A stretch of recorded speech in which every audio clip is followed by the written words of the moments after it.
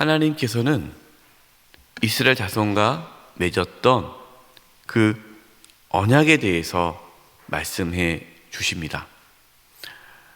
그러면서 하나님께서는 나는 반드시 너희와 맺었던 그 언약을 지킨다 라는 말씀을 하시죠. 1절, 2절 말씀입니다. 여호와의 사자가 길갈에서부터 복임으로 올라와 말하되 내가 너희를 애굽에서 올라오게 하여 내가 너희의 조상들에게 맹세한 땅으로 들어가게 하였으며 또 내가 이르기를 내가 너희와 함께한 언약을 영원히 어기지 아니하리니 너희는 이 땅의 주민과 언약을 맺지 말며 그들의 제단을 헐라 하였거늘 너희가 내 목소리를 듣지 아니하였으니 어찌하여 그리하였느냐. 이스라엘 자손들이 하나님의 언약을 지키지 않자 하나님께서는 직접 하나님의 사자를 보내셔서 말씀해 주셨습니다. 하나님께서 하신 말씀은 하나님께서 이스라엘 자손을 애굽에서 구원해 주셨다. 그러니까 너희가 능력이 있어서 너희가 힘이 있어서 애굽에서 나온 것이 아니라 하나님께서 이스라엘 자손을 애굽에서 나오게 하셨고 또 하나님께서 이스라엘 자손을 가나안 땅에 들어가게 하셨다라는 것이죠. 가나안 땅에 들어가서 살아가는 것도 하나님의 은혜요 능력임을 말씀하고 있습니다. 그런데 이렇게 애굽에서 나와서 가나안 땅에 들어가게 된 것이 하나님께서 이스라엘 자손과 한 언약 때문이다라는 거죠. 언약. 하나님께서 언약을 하지 않았습니까? 아브라함과 언약을 했고 또 야곱과 언약을 했고 계속해서 언약을 하나님은 이삭과 야곱과 요셉에게 다 언약을 했잖아요. 그리고 하나님 또 모세를 통해서 이스라엘 자손들에게 또 언약을 하셨어요. 여러분 말씀 보면요, 하나님은 계속해서 이스라엘 자손과 언약을 합니다. 언약. 하나님께서 약속하신다는 거예요. 말씀하시고 내가 이것을 이루겠다라고 약속하셨고 너희도 이렇게 하라고 또 말씀하셨고 너희가 이렇게 할 때에 너희가 이렇게 될 것이다라는 언약을 한 거죠. 여러분 구약의 언약은 쌍방 언약입니다. 하나님께서 약속하시고 너희들도 약속을 하고 쌍방 언약, 이것이 같이 언약이 이루어져야 되는 거예요. 예수님이 오고 나서는 쌍방 언약이 아니라 일방적인 언약이 이루어진 거죠. 그것이 이제 은혜, 구원이죠. 복음이죠. 복음은 일반적인 쌍방이 아니라 그냥 일방, 하나님께서 베풀어 주신 은혜의 언약인 거죠. 그러나 지금은 하나님과 쌍방 언약을 말씀하시는 겁니다. 하나님께서 이스라엘 자손들에게 한 말씀은 너희가 이제 가나안 땅에 들어가게 되면 가나안 족속과 언약을 맺지 말고 가나안 땅에 있는 모든 제단을 헐라라는 거죠. 그것은 가나안 족속을 다 몰아내라는 겁니다. 가나안 풍습을 다 없애라라는 것입니다. 그러나 이스라엘 자손들은 하나님의 목소리를 듣지 않고 그 하나님의 언약을 깨트립니다. 하나님은 언약을 지키시는데 이스라엘 자손들은 하나님과의 맺은 언약을 어기게 되는 거죠. 이스라엘 자손들은 마치 자신들이 능력이 있어서 자신들의 힘으로 가나안 땅에 들어온 것 같은 착각에 빠졌습니다. 그래서 자신들의 마음대로 가나안 족속과 언약을 맺었고 그들과 함께 살았습니다. 좋은 게 좋은 건 아니겠어? 서로 좋은 거지. 우리는 그들을 살려주고 그들은 우리를 위해서 노동을 하고 노역을 하고, 그러니까 서로 윈윈이네. 이게 그렇게 넘어가는 거예요.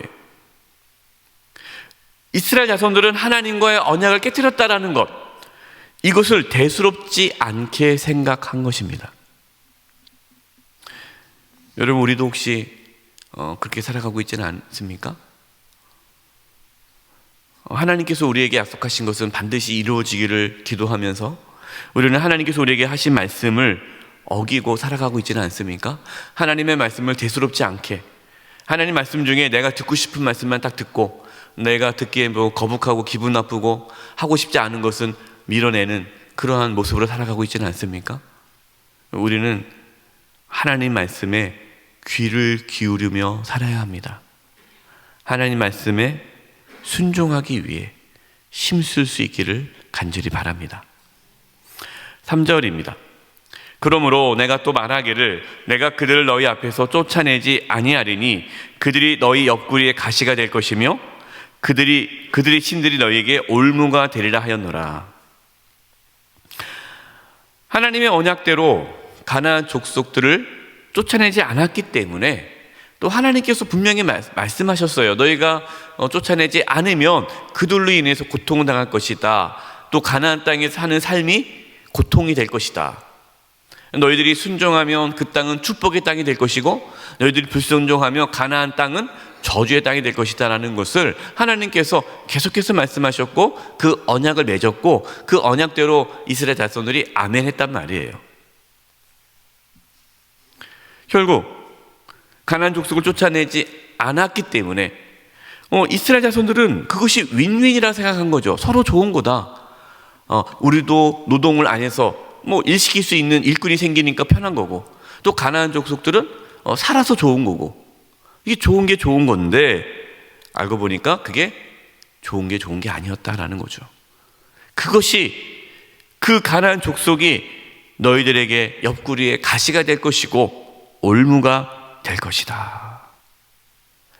우리가 하나님의 말씀대로 순종하지 않고 그냥 우리의 편의대로 살아가면 여러분 그것이 결국에는 우리의 가시와 올무가 됩니다.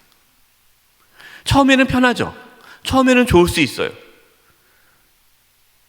그러나 그것이 나중에는 그것이 큰 고통과 어려움이 된다라는 것입니다. 그렇기 때문에 여러분 힘들더라도 어렵더라도 하나님 말씀에 끝까지 순종하며 살아가셔야 돼요. 자녀들을 믿음으로 키워야 돼요. 힘들죠. 어렵죠. 세상적인 방법으로 키우고 싶은 마음이 굴뚝 같아도 끝까지 믿음으로 키우셔야 돼요. 그래야 이후에 우리의 자녀들의 삶에 하나님의 은혜와 축복이 있죠. 가장 좋은 것은 좋은 게 아니라 가장 좋은 것은 하나님 말씀에 순종하는 것입니다. 그게 가장 좋은 거예요. 4절과 5절입니다. 여호와의 사자가 이스라엘 모든 자손에게 이 말씀을 이름해 백성이 소리를 높여 운지라. 그러므로 그곳을 이름하여 보김이라 하고 그들이 거기서 여호와께 제사를 드렸더라. 이스라엘 자손들이 하나님의 말씀을 듣습니다. 그 말씀을 듣고 소리 높여 우는 거예요. 우리가 잘못했습니다. 우리가 어리석었습니다. 그렇게 하지 말걸. 그냥 하나님 말씀대로 단호하게 쫓아내고 정말 하나님 말씀대로 그 모든 가나안 풍습을 다 지웠어야 되는데 막 후회하면서 눈물을 흘리는 거예요. 여러분 이 복임이란 뜻이 무슨 뜻입니까? 여러분 갖고 있는 성경 각주 보면은 뭐라 써 있죠? 우는 자들. 참 안타깝지 않습니까? 축복의 땅에 들어갔는데 축복의 땅에 들어가면 참된 평안과 기쁨과 감사가 넘쳐야 되는데 그 축복의 땅이 눈물의 땅이 된 거예요.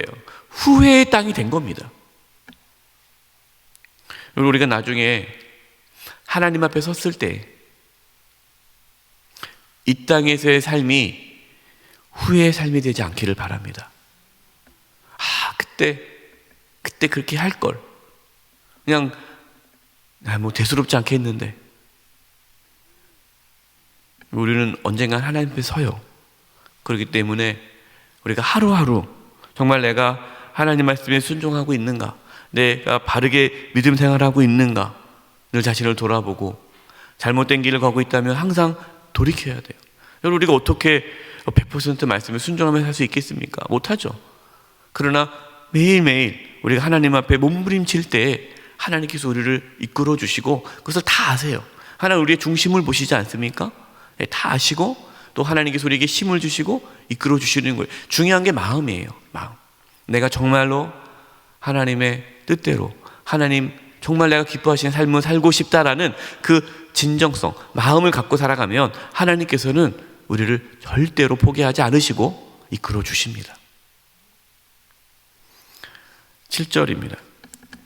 백성이 여호수아가 사는 날 동안과 여호수아 뒤에 생존한 장로들 곧 여호와께서 이스라엘을 위하여 행하신 모든 큰 일을 본 자들이 사는 날 동안에 여호와를 섬겼더라. 이스라엘 자손들이 여호수아가 사는 날 동안에, 그리고요 여호수아와 함께 했던 그 장로들, 함께 하나님을 섬겼던 그 장로들, 그들이 사는 날 동안에 하나님을 섬겼다라는 거죠.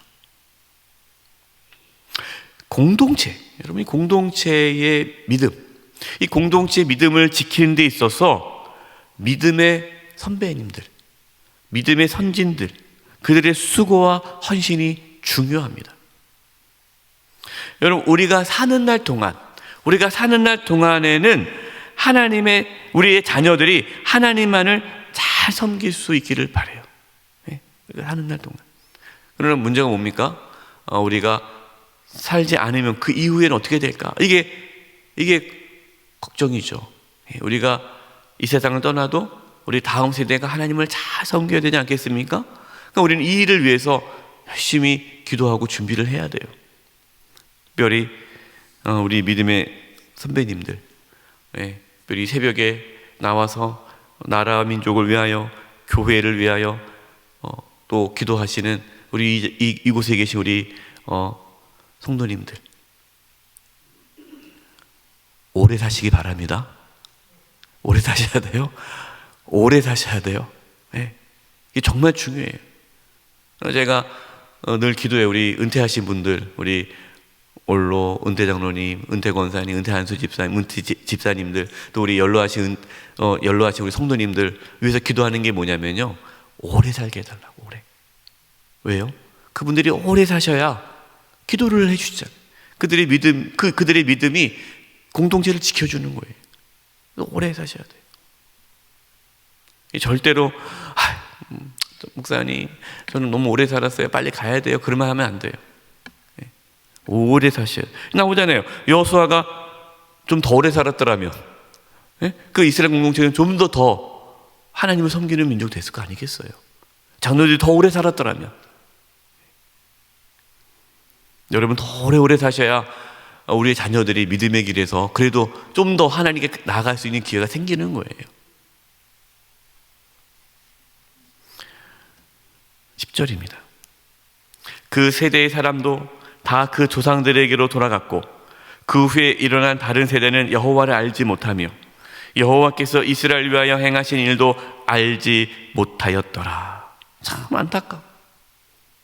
바로 이 10절, 여러분, 이 10절이요, 이제 이스라엘이 영적 암흑기로 들어가는 결정적인 그 이유를 말씀한 게 10절이에요. 10절. 왜 이 사사시대가 영적 암흑기냐? 이 10절에 그 말씀이 나오는 거예요. 믿음의 선지들이 다 떠나고 다음 세대가 등장했는데 안타깝게도 다음 세대는 하나님을 알지 못해요. 하나님을 알지도 못할 뿐만 아니라 하나님께서 그동안 이스라엘을 위해서 어떠한 일을 했는지도 모르는 거예요. 신앙의 유산이 끊어진 거예요.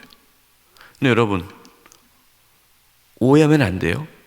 이 다음 세대가 하나님을 섬기지 않은 것은 아닙니다. 여전히 제사도 있었고, 여전히 제사장도 있었고, 여전히 하나님께 나와 제사도 드렸어요. 근데 문제가 뭡니까? 하나님을 섬겼는데 문제가 하나님을 모르니까 자기 방식대로 하나님을 섬기는 거예요. 여러분, 이것이 무서운 겁니다. 여러분, 우리가 사실 교회 다니시는 분들은 다 하나님을 섬기죠. 교회 다니면 다 하나님 믿는다고 하지 않습니까? 근데 문제는 뭡니까?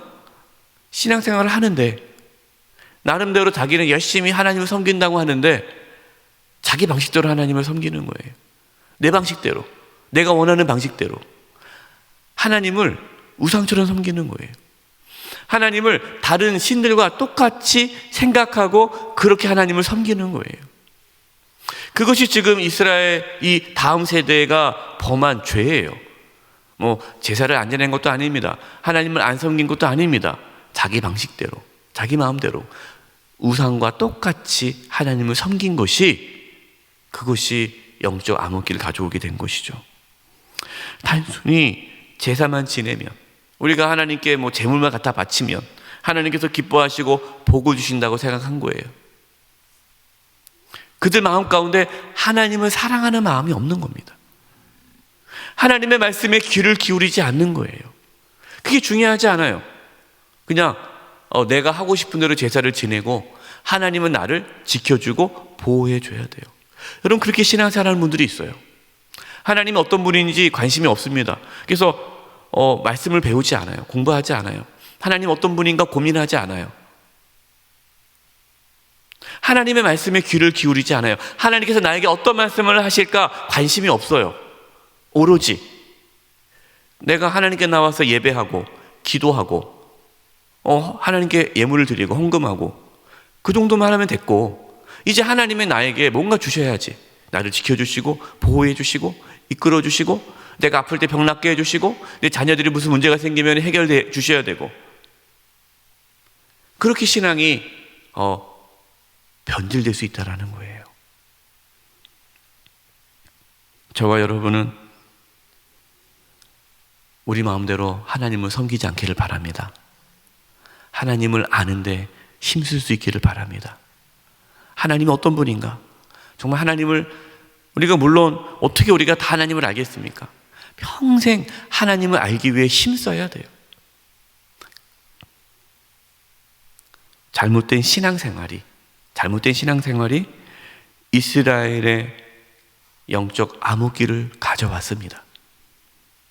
저와 여러분은 하나님을 온전히 섬기고 복음으로, 말씀으로 믿음의 길을 잘 걸어가서 영적 암흑기에 빠지지 않기를 간절히 축원드립니다. 기도하겠습니다. 하나님 아버지, 하나님을 더 알기를 원합니다. 하나님의 말씀에 귀를 기울이기를 원합니다. 하나님 말씀에 순종하며 살아가기를 원합니다.